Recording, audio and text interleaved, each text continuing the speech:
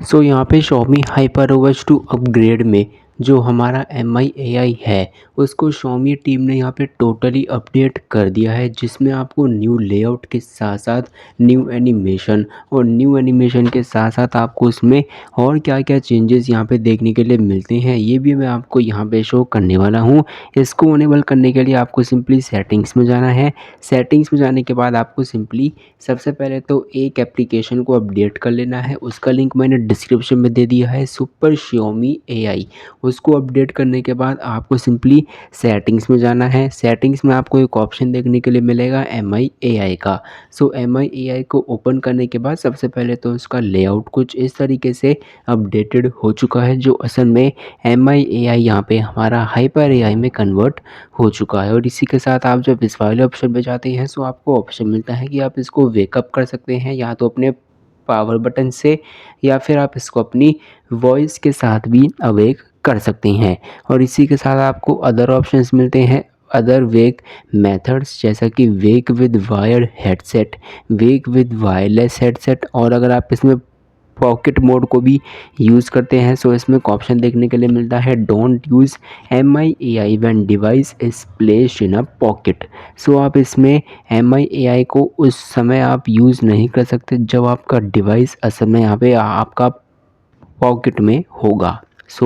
अब इसके साथ आप इसको किस तरीके से यूज़ कर सकते हैं ये मैं आपको शो कर देता हूँ। वेक विद वॉइस के लिए आपको यहाँ पे चाइनीज़ आनी चाहिए, क्योंकि वेक विद वॉइस असल में हमारा केवल यहाँ पे चाइनीज़ में ही अवेलेबल है, ये हमारा इंग्लिश में अवेलेबल नहीं है। जैसा कि आप चेकआउट कर सकते हैं कि जब मैं वेक विद वॉइस पे जाता हूँ तो मुझे यहाँ पे शो करता है कि मैं इसको चाइनीज़ में ही स्पीक करूँ।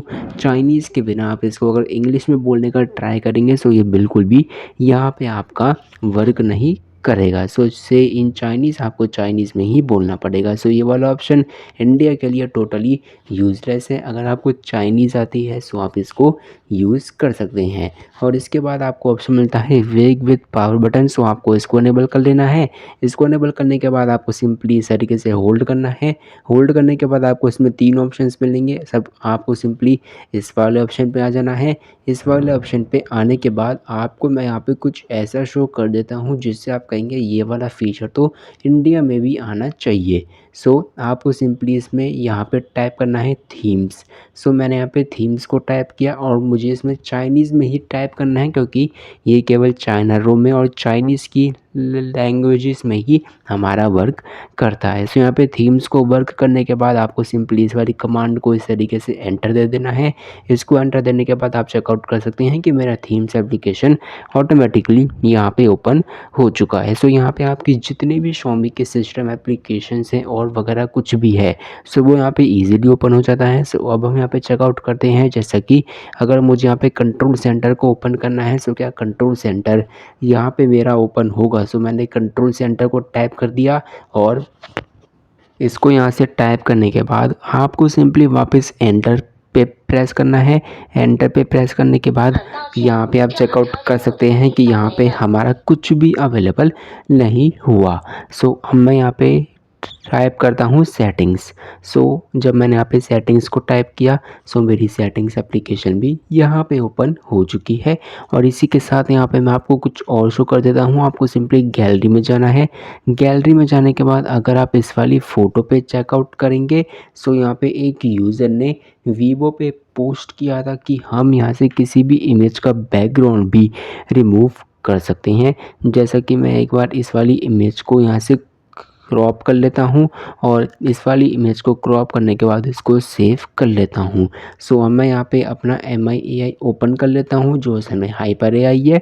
और इसी के साथ यहाँ पे आपको एक कमांड यहाँ पे टाइप करनी है कि आप इस वाली इमेज में क्या करना चाहते हैं। आपको सिंपली यहाँ पे टाइप करना है यूज़ गैलरी इरेज़र।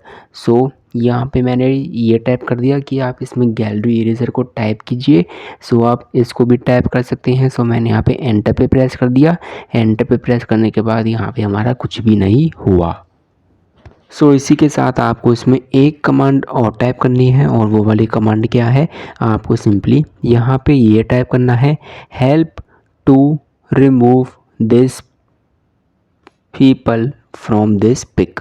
सो आपको सिंपली बस इतना ही टाइप करना है, help to remove this people, और सिंपली इस वाली कमांड को एंटर प्रेस कर दीजिए। एंटर प्रेस करने के बाद आपका अभी भी यहाँ पे कुछ भी नहीं हुआ, और आप इसमें और भी कमांड्स को यूज़ कर सकते हैं लाइक यूज़ इरेज़र।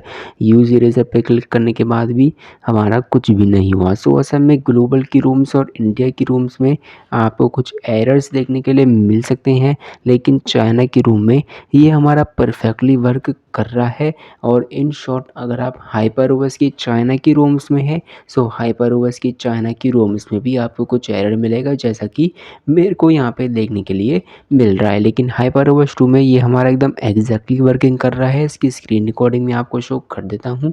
सो यहाँ पे चाइनीज़ के यूज़र्स ने हाइपरओएस 2 में इसको यूज़ किया है। हाइपरओएस 2 में यूज़ करने के बाद आप चेकआउट कर सकते हैं कि ऑटोमेटिकली एआई इरेज़र यहाँ पे ओपन हो चुका। उन्होंने सिंपली यहाँ पे वॉइस कमांड दी कि आपको सिंपली इस वाली फ़ोटो में से इस वाले ह्यूमन को रिमूव करना है, help me to remove this photo. So simply ये ऑटोमेटिकली यहाँ पे ट्रांसलेट हो गया, और उसकी एनिमेशन आप चेकआउट कर सकते हैं कितनी अमेजिंग हमें देखने के लिए मिल जाती है। सो हाइपरओएस 2 में ये हमारा 100% वर्किंग कर रहा है एप्लीकेशंस के अंदर, लेकिन हाइपरओएस में भी ये थोड़ा बहुत यहाँ पे वर्क कर रहा है। So be ready for HyperOS 2 to see this brand new animations with brand new features of hyper AI. So are you excited for hyper AI? So आपको चाइना रूम यहाँ पे फ्लैश करनी पड़ेगी, क्योंकि चाइना रूम में ही ये 100% यहाँ पे वर्किंग करेगा।